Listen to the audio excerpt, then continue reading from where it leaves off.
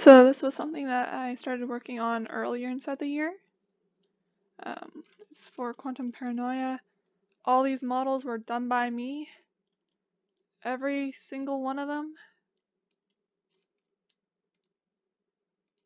And all it is a little reference for us to figure out how we wanted the level to look. So the player would start around here, and they'd go around, and they'd leave, and they'd enter here. And then what we wanted to do was have it so that the player could switch between being an adult and a child. So we created this little surgery section where they could walk up here and then switch characters. Then you would leave. Oh, is it not gonna let me? Oh, okay, I did. And there would be the storage room, but you couldn't get inside the storage room through the door. The door was broken, so you'd have to run around. And then as a child, you would have to crawl through the vents. And then you'd enter into this little area, which is the storage room. And there'd be guards patrolling these sections, and you'd try and sneak around because you can't bite them. So you're going around all these things. There's some old test tubes, lots of crates and stuff like that. And eventually you'd get over to the little hidden spot back here where if you entered, then you'd get a bunch of supplies. So right here you could heal, you could get ammo and stuff like that for the adult character. And as soon as you get out again, you have to once again try and avoid the guards and get back to the vent so you can leave. And you can enter here as many times as you want. Over here, there's nothing really in it except for this model, which I did not do. This one I downloaded off of TurboSquid. I've just been using it for reference for how tall things should be. But this is supposed to be a little garden area and like a little outdoorsy spot where there's like some shooting ranges and stuff like that where people could train. Perhaps store some vehicles in here and stuff like that.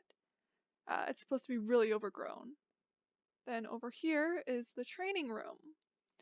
And once again, this one's kind of empty. Didn't quite know what I wanted to throw in here yet. It's a big room.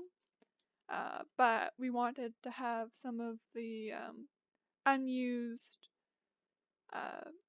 mech suits in here and have a ammo refill section in here as well, because there's supposed to be multiple stations that you can refill your ammo. And that's pretty much what this would be used for now. You might be able to find some notes and stuff to open up some of the other doors, because some of these doors you need passwords to open. Right here is a nice wide open spot. Right there is the exit. So this is going to be filled with guards. So there'd be lots of mech suits walking around, lots of guards. Right here you're going to need to do mainly shooting unless you find a way how to sneak out. But you want this area to be clear so that you can get the children out as well. This was another exit for the gardening area. Then over here, if we go down here, oops, is the control room.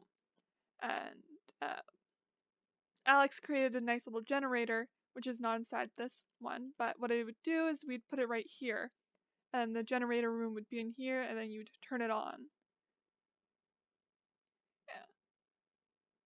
So that's what my plan was, and over here you can see a bunch of the different models that I created. I wanted to make sure that everything could be reused multiple times, so you wouldn't need to make millions and millions of models.